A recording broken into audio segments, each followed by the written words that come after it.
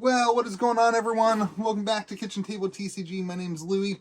Hopefully you're having yourself a fantastic day. I wanted to chat today and share with you a little bit of a solution and a problem I have.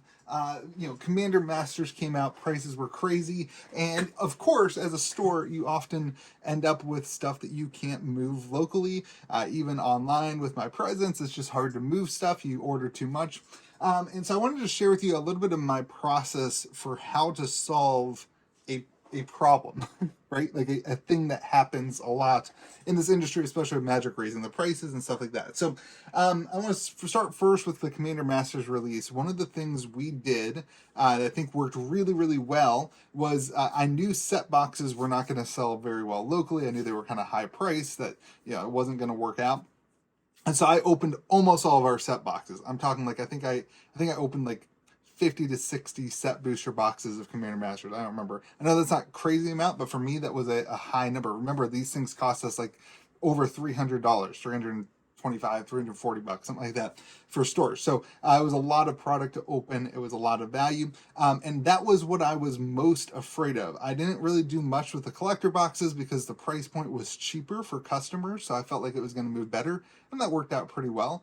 But I didn't look too much into the Commander decks because people were pretty excited to pick them up, and I didn't know what the demand was going to be online. The Lord of the Rings ones did really well for me on my website at gamegrove.gg. And long term, they did even better than short term. Like as people ran out of product, I still had some. And so I did not break down any Commander decks for singles because I was so focused on getting through the set booster boxes. And we'll recap the set booster boxes real quick. We made a little bit of money. We basically broke even. We were kind of in this window where a lot of other people were doing that, and so we missed that rebound. But it is what it is. So I wanted to share with you my current problem and what I'm doing to solve it, and kind of the math behind how I go about making these decisions. Whether you are a consumer that is picking up stuff, or you're another store, maybe this is helpful for you. So long story short, you've got these Commander decks, right? And if you didn't know this, we have to order as stores a whole case of the 4 decks. So we don't get to pick and choose like the consumers, right? You guys get to pick and choose that you want the Planeswalker deck or the enchantment deck, or for most of you guys, you want the Eldrazi deck and the Eldrazi deck. It was the other one, and the Sliver deck. I have it. And so what happens is in store, you sell all the Eldrazi and all the Slivers, right? You sell those out. Those aren't a problem. I have no problem holding on to the Eldrazi and Sliver decks. Is what do I have? Like 15 of them. Like those will sell through the next year or two and whatever. But you end up with all these enchantment decks and Planeswalker decks. And here's what's happening on the open market. Right now on Sliver decks, you've got them for $87 on TCG Player. Eldrazi decks, you've got them for $103 on TCG Player. The enchantments are $50 and the Planeswalkers are $50. And the cost basis for a store is somewhere in the range of like $55 to $60, depending on which distributor, per deck in the set of 4. So what is that? You can do the math. So that's the market price. So I have a couple of options here, right? I have extra inventory, and what do I do to get rid of it? How do I put up, what is the process that I go through for looking at what is the best way to move and to start realizing some of what is profit on the back end? Like I've sold, in this case here, I've sold 10 of the good decks. So I have money that's come in, and if I sell and make these go away, then I'll actually have a profit, right? Because right now these are eating up the profit. So I have to do something in order to do that. Well, I kind of done the math for you. The Enduring Enchantment decks, they're selling for $50 on TCG Player. So already we're at like $8 below my cost on TCG Player. I'm going to pay $8 to ship that because all the sales are, shipping included. I'm going to pay $8 to ship that, and I'm going to pay $7 in fee, which will net me $35 for this, which would be obviously a significant loss based on that. Meanwhile, the Planeswalker party is very much similar. It's a little bit cheaper. So I'm losing out a little bit more money, but it's basically the same thing. It's $46 minus the $15 in shipping and fees, puts me at $34.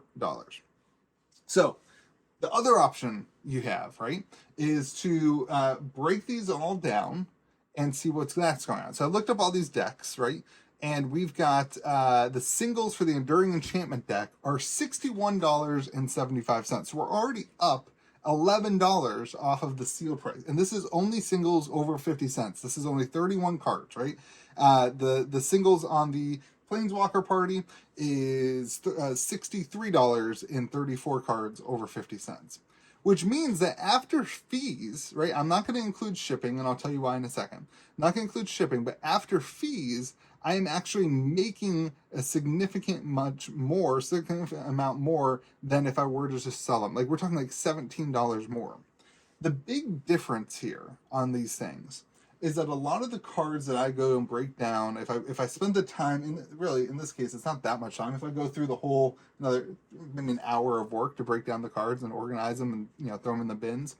But I'm making another $17 because I'm not paying the $10. I'm making another $10 or $17 because of the increase in value of cards. But I'm also not paying the $8 to $10 to ship in one foul swoop. A lot of cards on TCG Player, when they're $1, $2, $3, the buyer ends up paying the shipping.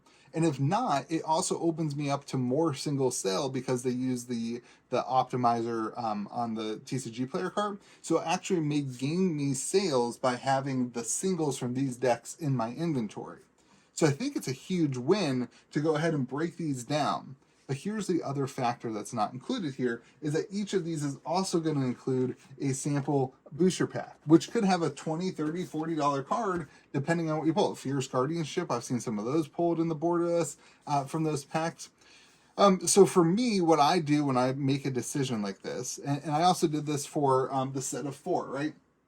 The set of 4 sells on TCG Player for $260, right? After fees and $10 to ship this package, if I just slap a label on it, after the fees and $10, it would net me $211, right? So I'm losing money.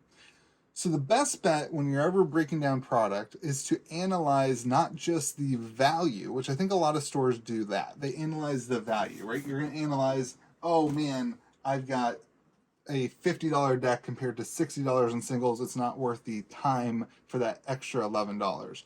But in reality, the time that it's going to take to break this down is far worth more than the $10 plus the shipping costs. Like, the shipping cost is what always, in my mind, the fees are going to be the same. It's that shipping cost of shipping one thing that's a brick, right, to a customer, and it's going to, they're not paying any of that. So long story short, if you have the ability to break down product, and if you have the infrastructure behind you to ship singles, we ship out 100 to 200 orders a day in singles. We have the capability and the ability to process the cards and to do the orders, and it's within our system. It might add, doing all this might add a couple hours in the week to one of my employees, but at the end of the day, it's all going to get done, and it's going to do so more effectively. So I wanted to walk you guys through a little bit of the process there. I think everyone looks at this market and they see the $87 Sliver, $103 Eldrazi, and nobody is paying attention to the other 2 decks. But from a store perspective, figuring out a solution to those other decks is a huge problem to be solved. And I think there is a way to solve it so that you're not losing $15 a deck.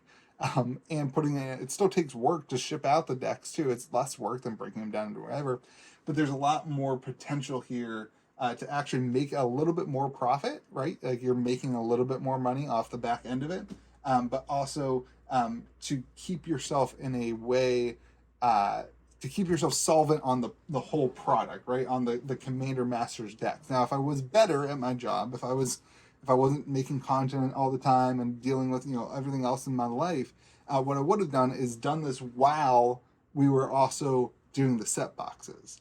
And I think that would have been a better option. And if I would have thought through that, it would have been much better off because the singles prices of this have come down significantly since the opening release. So I'm starting to learn how to process when to do this stuff. It's just on those initial releases, it's a lot. Anyway, I thought it was an interesting take for you to look through the analytics of what I do and thinking through how to move product. Locally, we have as many Enduring Enchantment and Planeswalker Party decks as people have wanted, and we over-ordered, and so now there's a problem to solve that hopefully results in realizing some of the profits that we've already realized, or we should have already realized in the past. So have yourselves a great day. Be kind to the people around you. Let me know what you think in the comment section below, and we'll talk to you again next video.